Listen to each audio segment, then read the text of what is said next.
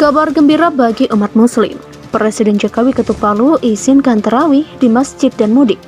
Situasi pandemi yang membaik juga membawa optimisme menjelang datangnya bulan suci Ramadan. Tahun ini umat muslim dapat kembali menjalankan ibadah sholat tarawih berjamaah di masjid dengan tetap menerapkan protokol kesehatan. Bagi masyarakat yang ingin melakukan mudik lebaran juga dipersilahkan, juga diperbolehkan. Dengan syarat sudah mendapatkan 2 kali vaksin dan 1 kali booster.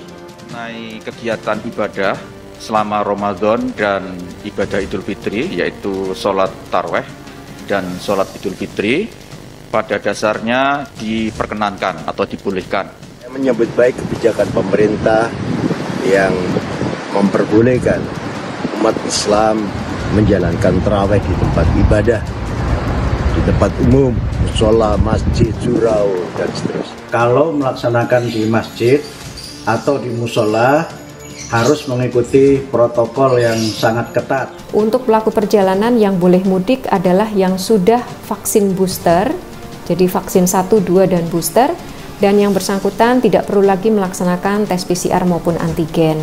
Dalam aktivitas mudik ini harus pastikan selain sudah di booster, yang bersangkutan ini dalam kondisi terkendali atau status kesehatannya secara umum terkendali. Umat muslim segera menyambut kembali bulan suci Ramadan. Diharapkan Ramadan tahun ini umat muslim bisa melaksanakan ibadah dan silaturahmi bersama kerabat dan keluarga. Seperti diketahui, sudah 2 tahun belakangan kegiatan ibadah berjamaah dibatasi lantaran pandemi COVID-19. Pada Ramadan 2022 ini, umat muslim dapat menjalankan ibadah sholat tarawih di masjid. Hal tersebut disampaikan oleh Presiden Joko Widodo melalui keterangan pers di kanal YouTube Sekretaris Presiden. Tahun ini umat muslim dapat kembali menjalankan ibadah sholat tarawih dengan tetap menerapkan protokol kesehatan. Demikian ujar Presiden. Presiden menambahkan keputusan tersebut diambil mengingat perkembangan pandemi COVID-19 terus membaik.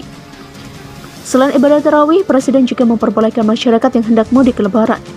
Tentunya ada persyaratan khusus setelah menerima vaksin COVID-19 dosis kedua booster. Bagi masyarakat yang ingin mudik lebaran juga dipersilakan dengan syarat 2 kali vaksin dan 1 kali booster. Demikian tambahnya. Tentunya kebijakan mengenai sholat tarawih dan mudik lebaran diikuti dengan penerapan protokol kesehatan yang secara ketat. Presiden menambahkan untuk pejabat dan pegawai pemerintah dilarang untuk melakukan buka puasa bersama dan juga open house. Di akhir keterangannya, Presiden mengingatkan masyarakat agar selalu menerapkan protokol kesehatan, disiplin menggunakan masker, rajin mencuci tangan dan menjaga jarak. Demikian ujar Jokowi.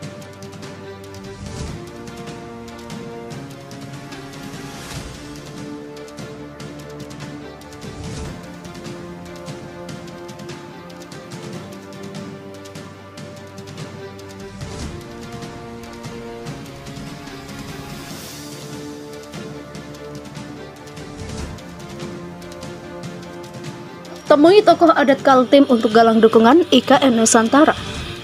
Antusiasme warga Kalimantan Timur terlibat dalam pembangunan IKN Nusantara di Kalimantan diklaim tinggi. Sikap itu terlihat saat tim kantor staf Presiden atau KSP melakukan verifikasi lapangan di titik 0 Ibu Kota Negara, Nusantara.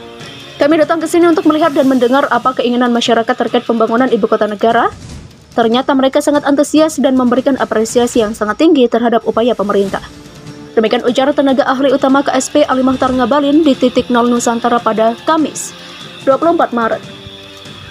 Selain mengunjungi titik 0, tim KSP juga bertemu dengan sejumlah pimpinan daerah di Kalimantan Timur seperti Pangdam 6 Mulawarman Maijen TNI Teguh Pujo Rumakso, Kapolda Kaltim Irjen Pol Imam Sugianto, serta pelaksana tugas Bupati Penajam Pasar Utara Hamdan Pongrewa. Tim KSP juga bertemu dengan Kepala Suku Adat Pasar Balik Sabukdin dan sejumlah tokoh adat di Kelurahan Sepaku.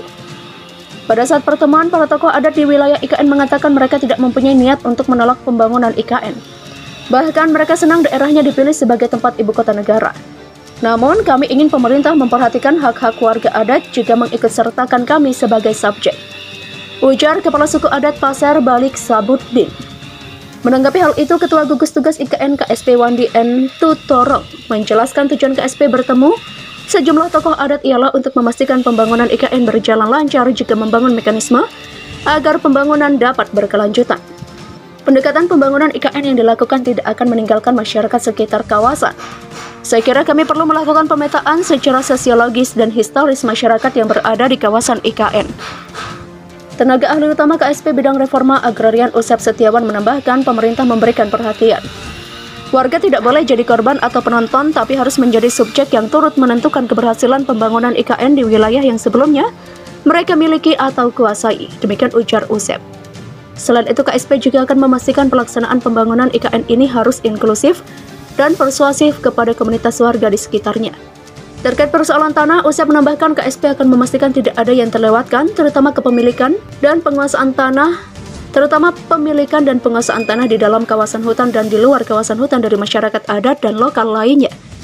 KSP mendorong Badan Otorita IKN dan KL terkait benar-benar melakukan identifikasi, pemilikan, penguasaan, penggunaan dan pemanfaatan tanah di area IKN secara komprehensif. Demikian ujar Usep.